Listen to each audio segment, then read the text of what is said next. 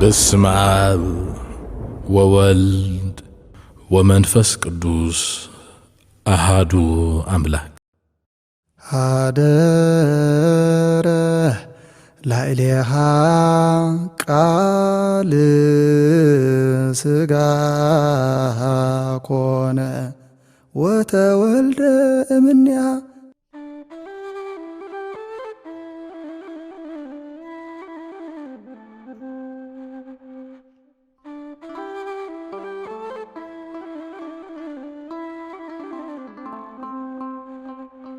ሰላም እግዚአብሔር ምስኩላትና ይኹን ዝኸበርኩም ተኸታተልቲ መደብ ልሳን ተዋህዶ ቤተክርስቲያን ኤርትራ ዋናዊ ሓበሬታን ሰሙናዊ ንጥፈታት ቅድስት ቤተክርስቲያን ሒዙልኩም ዝቐርብ ናይ አውደ ዜና መርሃ ግብርና እንሆ።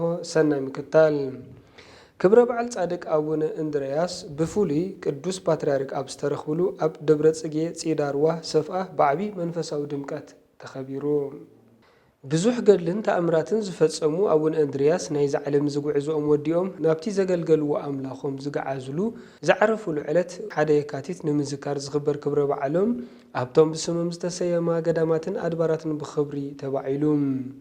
ብፍላይ ድማ ኣብቲ ዓሚቕ ታሪኽን ሰፊሕ መንፈሳዊ ተጋድሎን ዘለዎ ብ1327 ዓመተ ምህረት ዝገደምዎ ገዳሞም ኣብ ዞባ ደቡብ ከባቢ ሰፍአ ምዕራብ ዓዲ ፈለስቲ ኣብ ንኡስ ዞባ ድባርዋ ኣብ 1760 ሜትሮ ብራኸ ዝርከብ ገዳም ደብረ ጽጌ ፂዳርዋ ኣብ እዋን ዕረፍቶም ነዛ ገዳም እዚኣ ከም ቤተልሔም፣ ከም ዮርዳኖስ፣ ከም ደብረ ጽዮን፣ ከም ደብረ ሲና፣ ሙራደ ቃል፣ ከም ጎልጎታ ክሓስበልካ እየ እዚ ኩሉ ናብዚ ደብረ እዚ ብእምነት ዝኸደ ክምሕረልካ እየ ዝብል ካብ እግዚአብሔር ዝተቐበልዎ ናይ በረኸት ቃል ኪዳን ስለ ዘለዎ ካብ ውልደ ክህነት ክሳብ ምእመን ወትሩ ዓመት መፀ ዝንገድ እዩ። እንሆ ድማ ሎም ዓመት 1 የካቲት ኣብ ዝተባዓለሉ ብፁዕ ቅዱስ አቡነ ባስልዮስ ቀዳማዊ ሻድሻይ ፓትርያርክ ወርእሰ ሊቃነ ጳጳሳት ዘኦርቶዶክስ ተዋህዶ ቤተክርስቲያን ኤርትራ፣ ብፁዕ አቡነ መርቆሬዎስ ጳጳስ ሃገረ ስብከት አንሰባ፣ ብፁዕ አቡነ ጳውሎስ ጳጳስ ሃገረ ስብከት ኤውሮጳ፣ አበምኔት ገዳማትን ገዳማውያን አቦታትን አዴታትን ካብ ርሑቕን ቀረባን ዝመፁ ሊቃውንት መዘምራንን ውልደ ክህነትን ምእመናትን ተሳተፍቲ በረኸት ኮይኖም ውዒሎም። ብድረት ዕለት ቅዱስ ፓትርያርክ ምስ ብፁዓን አቦታት ኣብ ገዳም ምስ በጽሑ ገዳማውያን አቦታት ሊቃውንት ውልደ ክህነት ምእመናትን ባርከኒ አባ አቡነ ባስልዮስ እናበሉ ብዝማሬን ዕልልታን ተቐቢሎሞም ቅዱስ አቦና ምስ ብፁዓን አቦታት ቀጥታ ንቤተ ክርስቲያን ኣትዮም ጸሎት ምስ ኣብጽሑ ድሕሪ ቁሩብ ዕረፍቲ ብመሪሕነት ቅዱስ አቦና ስርዓተ ዋዜማ ስብሃት እግዚአብሔር በጺሑ ምሸት ካብ ሰዓት 8 ተጀሚሩ ብስብሃተ ማህሌት ሊቃውንት ንእግዚአብሔር ዘመስግን ንክብሪ አቡነ እንድርያስ ዝገልጽ ስብሃታት ከብጽሑ ከለዎም ገዳማውያን አቦታት ብወገኖም ጸሎተ ሰዓታት ከብጽሑ ሓዲሮም መጽሐፍተ ተኣምር ተነቢቦም ጸሎተ ወንጌል ጸሎተ ኪዳን ምስ በጽሐ ጸሎተ ቅዳሴ ብመሪሕነት ቅዱስ አቦና ተሰሪዑ። ድሕሪ እዚ ስርዓተ ዑደት ታቦት ንምፍጻም ታቦተ ሕጉ ብለባስያን ገዳማውያን ተሰንዩ ብቡራኬ ቅዱስ አቦናን ብለዘብ መምህራን ሊቃውንት ብምህላ ምእመናትን ተዓጂቡ ኣብ ዝተዳለወ ለአውደ ምሕረት ምስ ቆመ ሊቃውንት ነቲ በዓል ዝምልከት ወረብ ብምውራብ ኣሸብሽቦም። ብምቕጻል ናይቲ ዕለት ትምህርቲ ብቀሲስ ተኽለ ተስፋ ጋብር ተዋሂቡ።